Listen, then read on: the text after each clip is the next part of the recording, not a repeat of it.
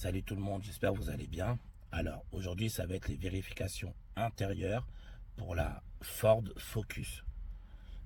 Donc là, ça va être les vérifications intérieures pour la Ford Focus. Donc avant de commencer, comme d'habitude, n'hésitez pas à vous abonner à la chaîne si ce n'est pas déjà fait, à mettre un like à la vidéo et à mettre un petit commentaire pour me dire voilà si j'ai été clair, si ça vous a bien aidé, etc. N'hésitez pas, vos retours sont importants pour moi. Donc voilà, on ne va pas perdre de temps, on va commencer. Donc on a dit qu'on était dans les vérifications intérieures. Donc, montrer la commande de réglage de hauteur des feux. Alors,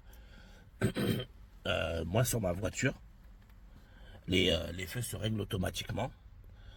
C'est une option que j'ai dans la voiture. Donc mes feux se règlent automatiquement. Donc pour les élèves qui vont passer avec mon véhicule, n'hésitez pas à leur préciser que voilà, les feux se règlent automatiquement. Et donc vous n'avez, il n'y a pas de réglage en fait, ça se fait automatiquement. Pratique, hein, on va pas se mentir. Alors, ensuite, question de sécurité. Pourquoi doit-on régler la hauteur des feux? Alors, pour deux raisons. Donc, la première, c'est pour ne pas éblouir les véhicules que l'on suit. Par exemple, si il y a un véhicule devant moi, mes feux sont mal réglés, je peux l'éblouir. Et puis, en même temps, c'est pour avoir une meilleure visibilité sur la route. Mettez le rétroviseur intérieur en position nuit. Vous allez voir, décidément, ça va être pareil. Mon véhicule, voilà, mon véhicule là, il y a, vous voyez, normalement, il y a un petit bouton pour mettre en position nuit. Là, il n'y a pas parce que le rétroviseur, il est automatique et en fait, il se met en mode nuit tout seul. Mais je vais vous montrer sur ce rétro là. Alors, où est-ce qu'il est? En fait, c'est une petite languette que vous avez là. Ouais, même sur celui-là, il n'y a pas, purée. Normalement, c'est une petite languette que vous tirez. Et là, il se met en mode nuit. Bon, là, pareil, il n'y a pas. Mais en tout cas, sachez que pour le mettre en mode nuit, il faut appuyer. Mais vous préciserez à l'inspecteur que, en tout cas, je précise pour les élèves qui roulent avec ma voiture, vous leur direz que le rétroviseur est automatique et qu'il se met en mode nuit tout seul. Ensuite, quel est l'intérêt de la position nuit?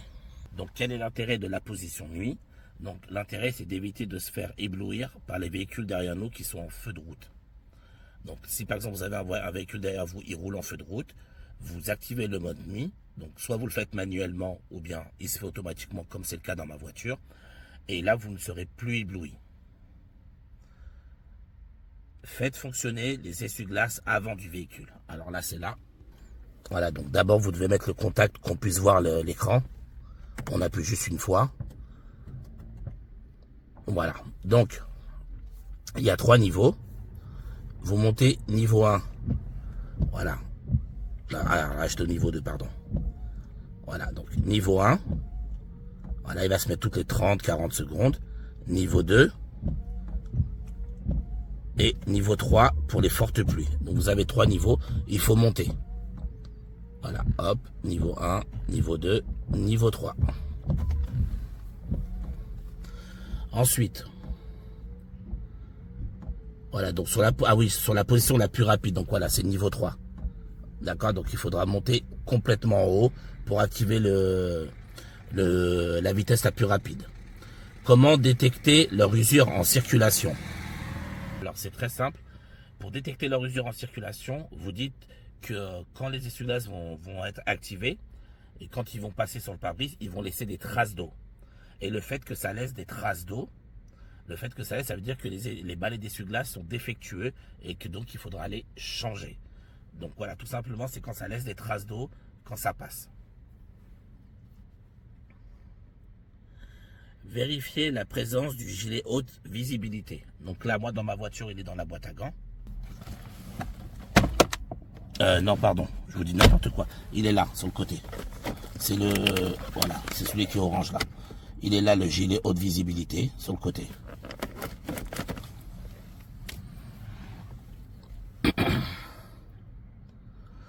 En cas de panne ou d'accident, quel autre accessoire de sécurité est obligatoire? Donc c'est le triangle de présignalisation. Triangle de présignalisation. Vérifiez la présence du certificat d'immatriculation du véhicule ou bien de la carte grise. Donc, alors attendez 2 secondes. Alors, Ce qu'il faut savoir, donc pour chaque auto-école, chaque moniteur en fait fonctionne un peu différemment. Il y en a qui vont laisser les papiers dans la voiture, il y en a qui vont les mettre dans la boîte à gants, et il y a des moniteurs qui vont l'avoir sur eux. Ça varie. Moi en général, je vais les avoir sur moi, donc je les poserai au pire des cas à côté, et puis vous aurez tout au niveau de la boîte de vitesse, quoi, d'accord? Donc que ce soit carte grise ou assurance, c'est la même chose. Les deux sont ensemble en général. Et donc du coup, voilà, si c'est moi en tout cas, moi je vous les présenterai le jour J, je vous les mettrai à côté, vous aurez qu'à les montrer à l'inspecteur. Donc voilà, comme je vous ai dit, soit c'est sur le pare-soleil, soit dans la boîte à gants, ou soit sur le moniteur. C'est les trois endroits en général où ils rangent les papiers.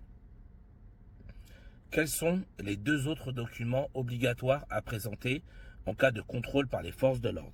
Donc les deux autres documents avec la carte grise ou le certificat d'immatriculation, c'est pareil, c'est l'assurance plus le permis de conduire. Ce sont les deux autres documents obligatoires. Donc en tout, il y en a 3. Montrez l'indicateur de niveau de carburant. Alors, il est là. Alors, attendez. Il est tout en bas à droite. Vous voyez, il y a le niveau de carburant, donc là j'ai quasiment le plein. Voilà, merci. Non, à droite plutôt. À droite, sur la droite. Voilà, c'est ça. Ah. C'est cette jauge. D'accord? Voilà, okay. C'est ça. Alors, quelles sont les précautions à prendre lors du remplissage de réservoir? Donc, il y a 3 précautions à prendre. La première, c'est arrêter le moteur. La deuxième, c'est ne pas fumer. Et la troisième, c'est ne pas téléphoner. Actionnez le dégivrage de la lunette arrière et montrez le voyant ou le repère correspondant. Donc, c'est celui-là. Là où il y a écrit REAR. Et le voyant, bon là le moteur est éteint, mais il faudra démarrer le moteur. Et là, vas-y, démarre le moteur. Voilà, donc là le moteur est démarré. Vous voyez, je vais appuyer. Voilà. Et là, il y a la lumière. Le voyant fonctionnant, il est là. D'accord? Donc REAR, c'est pour derrière. Ça, le dégivrage arrière et le voyant, il est là. Alors tu peux couper, merci. Quelle peut être la conséquence d'une panne de dégivrage de la lunette arrière? Ben, c'est simple, la conséquence c'est qu'il y aura de la buée et donc on aura une mauvaise visibilité à l'arrière. Montrez le voyant d'alerte signalant une pression insuffisante d'huile dans le moteur. Alors, je sais que moi dans ma voiture, ce sont des messages écrits. Démarre le moteur.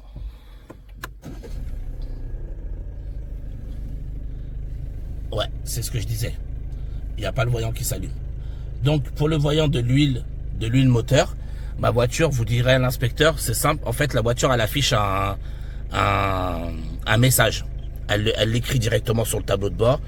Manque de l'huile ou autre. Donc là, j'ai pas le voyant. Éteint, rallume.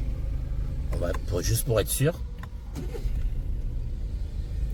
Ouais, c'est ça. Il n'y a pas le voyant rouge de l'huile. Donc vous direz voilà, c'est un message comme ça là, voilà, qui s'affiche et il vous dira sur l'écran où il y a le kilométrage, il vous dira il manque de l'huile ou autre. Quelles sont les conditions à respecter pour contrôler le niveau d'huile? Donc il y en a 2. La première, c'est de vérifier quand le moteur est froid et sur un terrain plat. Vérifier la présence de l'éthylotest. Donc l'éthylotest, dans ma voiture, il est dans la boîte à gants. Alors, attendez. Voilà, il est là. Voyez. Le ballon, soufflez, vous saurez. Éthylotest. Voilà, moi je le mets dans la boîte à gants. Après, comme je vous ai dit, chaque moniteur fonctionne à sa manière. Alors, à partir de quel taux d'alcoolémie en période probatoire est-on en infraction? Alors, on est en infraction à partir de 0 verre. Enfin, à partir d'un verre, on est en infraction. Donc, du coup, vous avez droit à 0 verre quand vous êtes en période probatoire.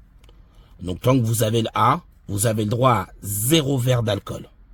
Parce que dès le premier verre, vous dépassez déjà le niveau minimum autorisé. Montrez la commande de réglage du volant. Alors là, ce sera de ton côté.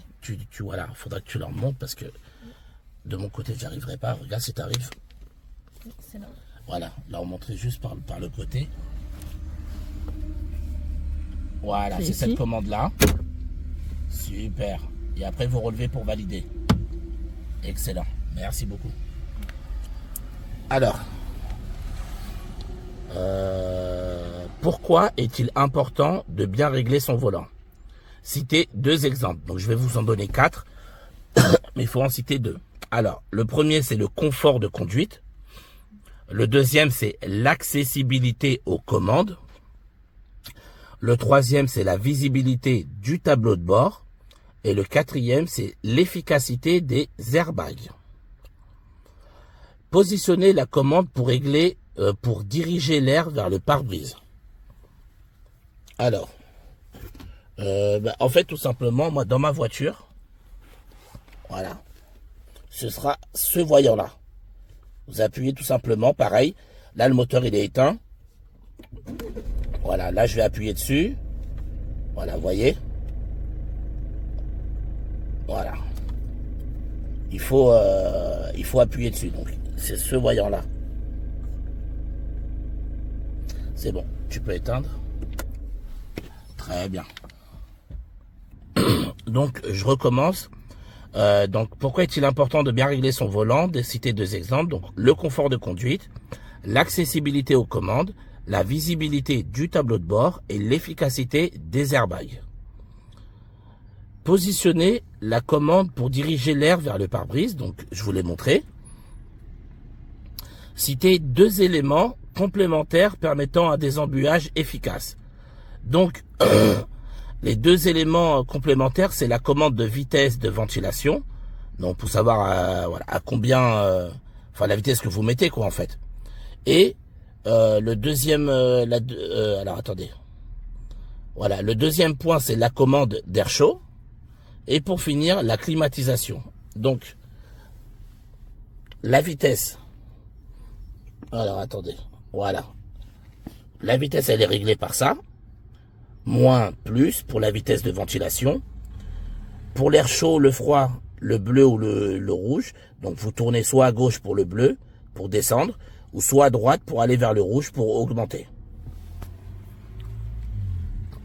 Et voilà, la climatisation, donc voilà, c'est ça.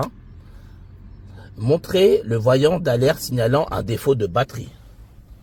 Alors, il est là. Il n'y a pas, même pas besoin. Voilà, montre-le avec ton doigt. Super, c'est le voyant rouge là, qui est montré avec son doigt. Avec le plus et le moins. Super, merci.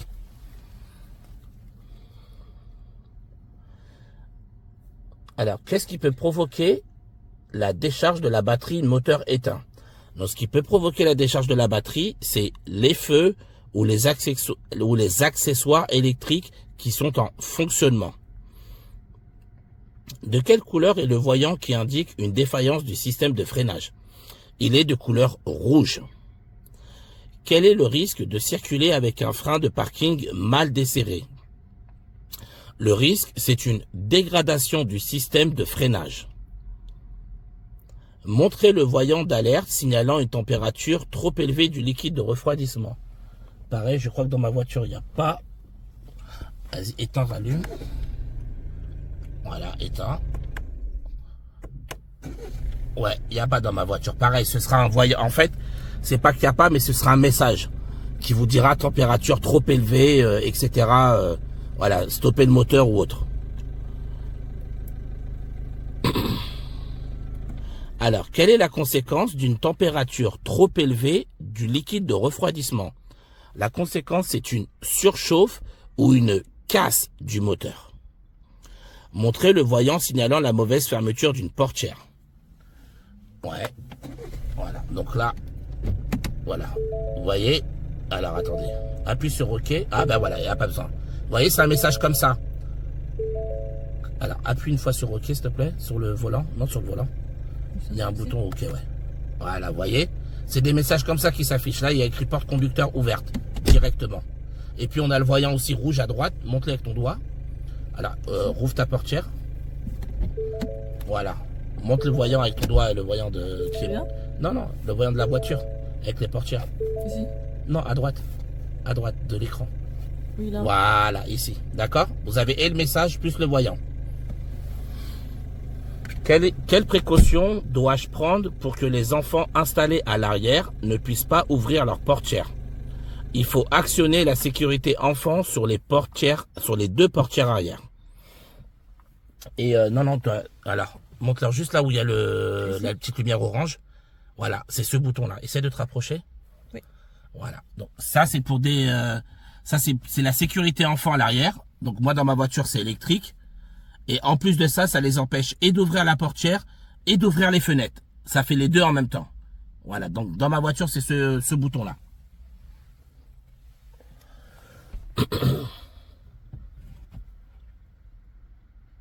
Alors, ensuite, actionner les feux de détresse. Donc, c'est le triangle là. Appuie dessus. Voilà. Et vous avez, voilà, les deux qui s'allument ici. En même temps. Voilà, réappuie dessus. Super. Quand les utilise-t-on? Donc, on les utilise en cas de panne, d'accident ou de ralentissement important. Montrez la commande permettant d'actionner le régulateur de vitesse. Alors là, c'est ici où il y a sur le...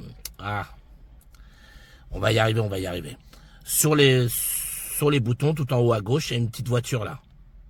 Voilà. Et alors, non, à droite, excuse-moi, là où il y a le compteur. Voilà, vous voyez, c'est celui-là où il y a son doigt. Ça, c'est pour activer le régulateur de vitesse.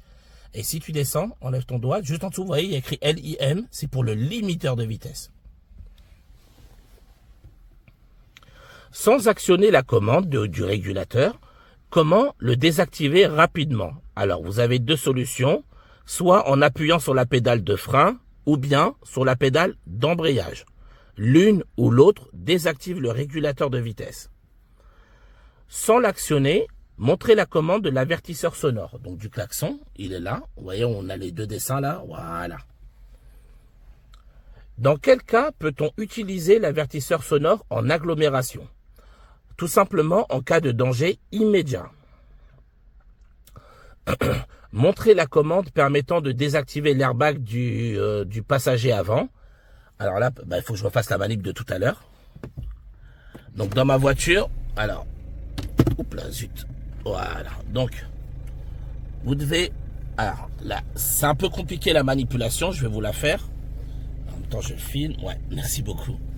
Donc, vous appuyez là où il y a les trois boutons. Ensuite, vous allez dans Réglages, vous cliquez OK. Ensuite, là, on est sur Véhicule, vous cliquez encore OK. Airbag passager, OK. Et ensuite, on va dans Désactiver et on reste appuyé sur OK. Ça va le désactiver. Et voilà, il est désactivé. Vous voyez, il a bien sélectionné. Et si je veux l'activer, je descends et je reste appuyé sur OK pour activer.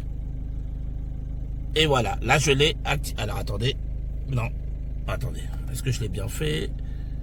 Non, voilà, donc je vais rester appuyé dessus, sur OK. Voilà, c'est bon. Et là il est activé, vous voyez, il est sélectionné. Donc voilà la marche à suivre pour désactiver l'airbag. Un peu compliqué, je vous avouerai. Ils auraient dû mettre un bouton simple, ça aurait été plus logique pour moi. Mais bon, après la technologie, hein, vous savez. Alors, dans quelle situation doit-on le désactiver? Donc, on doit le désactiver lors du transport d'un enfant à l'avant, dans un siège auto, dos à la route. Montrez le voyant signalant l'absence de bouclage de la ceinture de sécurité du conducteur. Alors, du coup, mets juste le contact électrique. Et là, voilà, montre-leur avec ton doigt. Il est là, vous voyez. Le voyant c'est un voyant de ceinture de sécurité. Voilà, elle vous le montre, il est là. En règle générale, à partir de quel âge un enfant peut-il être installé sur le siège passager avant du véhicule? Donc c'est à partir de 10 ans. Vérifiez la présence de l'attestation d'assurance du véhicule et de sa vignette sur le pare-brise. Donc comme je vous disais, chaque moniteur est différent. Il y a des moniteurs qui vont le mettre dans le pare-soleil. Comme la carte grise, c'est la même chose. Ou qui vont le mettre sur eux, ou qui vont le mettre dans la boîte à gants. D'accord? On a la vignette, elle est là sur le pare-brise. Et comme je vous disais, moi, si c'est mes élèves, je vous mettrai ça là. Comme ça, au moins, vous pourrez l'utiliser, enfin voilà, les avoir à portée de main pour le jour de l'examen. Quels sont les 2 autres documents obligatoires à présenter en cas de contrôle par les forces de l'ordre avec l'assurance? Donc, les 2 autres documents obligatoires sont le certificat d'immatriculation plus le permis de conduire. Et le certificat d'immatriculation, vous pouvez l'appeler carte grise, il n'y a aucun problème. Allumer les feux de brouillard arrière et montrer le voyant correspondant. Alors, pour allumer les feux de brouillard arrière, donc déjà démarre le moteur. Ok, alors c'est de ton côté. Voilà, je vais te montrer comment faire pour le faire manuellement. Là, tu vois, tout à gauche, il y a un rond. Voilà. Et à gauche du rond, tu as 2 boutons. Le bouton à gauche du rond, voilà. Oui. Le bouton d'en haut, c'est pour les feux de brouillard arrière, avant. Voilà, appuie dessus s'il s'active. Et non, alors il faut que tu... Alors, regarde, le rond là, tu vas le tourner un cran vers la gauche. Voilà, donc là tu es en feu de croisement. Et là maintenant tu peux. Appuie. Voilà, et là sur le tableau de bord, tu as un voyant vert. Voilà. C'est celui-là, là. Ouais, exactement. Celui-là, c'est le feu de brouillard avant. Et pour allumer celui de l'arrière, c'est en bas. En bas, et tu as le voyant orange. Voilà, d'accord? Et faites attention, regardez bien, montre-leur le rond. Vous voyez, le rond, la lumière, elle doit être en dessous du feu de croisement. Si elle est complètement à droite, c'est que la voiture, elle est en feu automatique. Et s'il fait jour, ben, on ne va pas pouvoir les activer. Donc là, on a activé les feux de croisement. Et ensuite, on a pu mettre les feux de brouillard avant et les feux de brouillard arrière. Ok, les amis?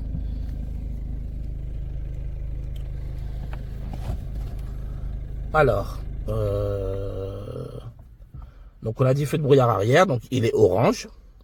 Pouvez-vous les utiliser par forte pluie? Non, il est absolument interdit d'utiliser les feux de brouillard arrière en cas de pluie. Montrez comment régler la hauteur de l'appui-tête du siège conducteur. Voilà, donc c'est ici. Vous appuyez sur ce bouton-là et vous soulevez en même temps. Voilà, vous voyez, vous soulevez, vous baissez. Bon, là, je le fais à une main, c'est un peu plus compliqué. Mais voilà, il y a un bouton ici. Donc là, c'est siège conducteur. Hein. Vous appuyez d'abord sur le côté, puis vous levez ou vous baissez l'appui-tête pour le régler. Alors, quelle est son utilité? L'utilité de l'appui-tête, c'est de permettre de retenir le mouvement de la tête en cas de choc et de limiter les blessures. De quelle couleur est le voyant qui indique au conducteur que le feu de brouillard arrière est allumé? Il est de couleur orange. Quelle est la différence entre un voyant orange et un voyant rouge? Un voyant rouge indique un élément de danger, tandis qu'un voyant de couleur orange indique un élément important. Genre, par exemple, il vous manque du carburant. Ça, c'est important, mais ce n'est pas dangereux, contrairement au voyant de couleur rouge. Montrez la commande de recyclage de l'air. Alors, elle est là où il y a la voiture. Voilà, là où il y a la voiture avec la flèche à l'intérieur. C'est la commande de recyclage de l'air. Pareil, quand vous appuyez, ça s'allume. Là, le moteur est éteint, mais il faut le démarrer et puis là, ça fonctionnera.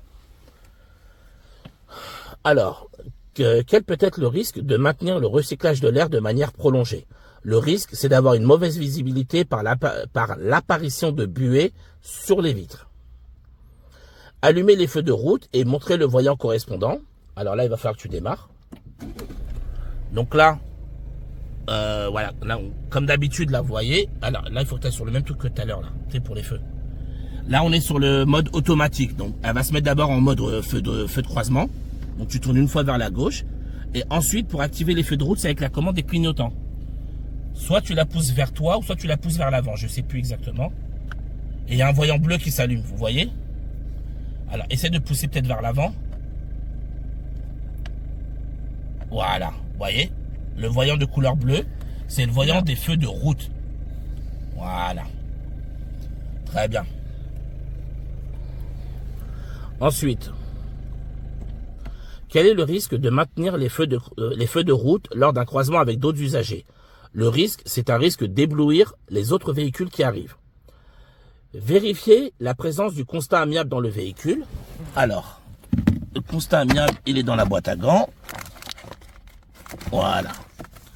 Donc moi, il est là-dedans. Bon, après, c'est un constat comme les autres, sauf que là, il y a écrit... Voilà, donc il y a écrit constat amiable, mais c'est bien ça. Constat européen d'accident. D'accord? Voilà, il est dans la boîte à gants.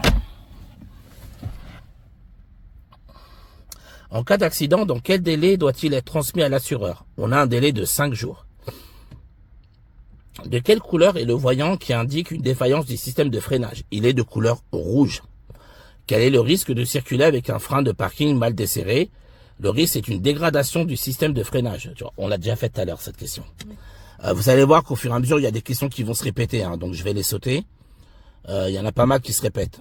Si le véhicule en est équipé, montrez la commande du limiteur de vitesse. Donc, là, c'est là où il y a écrit LIM pour limiteur. Quelle est l'utilité d'un limiteur de vitesse? C'est pour ne pas dépasser la vitesse programmée par le conducteur. Par exemple, on ne veut pas dépasser 90 par peur de se faire flasher. On programme 90 et on ne pourra jamais dépasser 90. Faites fonctionner l'essuie-glace arrière du véhicule. Alors, pour le faire fonctionner, c'est très simple. C'est cette petite commande-là. Voilà, vous tournez vers le haut. Il y a 2 niveaux. Vas-y, fais-le. Et vous allez voir. Alors, attends. Voilà, vas-y. Voilà, vous voyez là, il fonctionne. Voilà. Donc, c'est cette commande-là. Éteins-le. Voilà. Vers le bas, il y a 2 niveaux. Et vous montez, on active. Et on descend, on désactive les essuie-glaces arrière. Pour une bonne visibilité vers l'arrière, en plus de l'utilisation de l'essuie-glace, quelle commande pouvez-vous actionner par temps de pluie? Donc, on peut activer la commande de désembuage arrière. Là, c'est celle que je vous avais montré tout à l'heure. Ou la commande de dégivrage, c'est la même chose. Indiquez où se situent les attaches de type Isofix dans le véhicule. Voilà. C'est ça, où il y a ce petit dessin là. C'est ça, les attaches Isofix. Elles se trouvent ici. Alors, peut-on fixer tous les sièges enfants sur des attaches de type Isofix? Non. On peut fixer uniquement ceux qui sont compatibles avec ce type d'attache. Montrez sur le tableau de bord le voyant indiquant une baisse de pression d'air d'un pneumatique. Alors, vas-y, tu mets juste le contact. Et c'est un voyant, c'est le voyant jaune tout en haut là. Alors, je vais zoomer. Vas-y, éteins, rallume. Voilà, vous voyez, tout en haut là. C'est celui-là. Vas-y, recommence. Voilà, celui-là tout en haut, c'est celui qui dit qu'il y a une pression insuffisante d'air dans les pneus. Hop là. Alors, à quelle fréquence est-il préconisé de vérifier la pression des pneumatiques? Tous les mois. Montrez la commande de réglage de hauteur des feux. Comme je vous disais, on est déjà tombé dessus. C'est une commande automatique dans ma voiture. Ça se fait tout seul. On n'a pas besoin de le faire nous-mêmes. Mettez le rétroviseur intérieur en position nuit. Pareil, on est déjà tombé dessus. C'est un rétroviseur automatique que j'ai. Donc, il se met tout seul en position nuit. Faites fonctionner les essuie-glaces avant du véhicule. Sur la position la plus rapide, on l'a fait. C'est cette commande-là. Voilà, c'est celle-ci qu'il faut pousser complètement en haut. Comment détecte-t-on leur usure en circulation? En cas de pluie, c'est quand ils laissent des traces d'eau sur le pare-brise. Vérifiez la présence du gilet haute visibilité. Pareil, on est déjà tombé dessus tout à l'heure. En cas de panne ou d'accident, quel autre accessoire de sécurité est obligatoire? Le triangle de présignalisation. Actionnez le dégivrage de la lunette arrière. Pareil, on est déjà tombé dessus. Alors voilà, comme je l'ai dit, là, je saute les questions qu'on a déjà fait. Montrez le voyant d'alerte signalant une pression insuffisante d'huile. Voilà, on est déjà tombé dessus. La présence de l'éthylotest aussi. Voilà.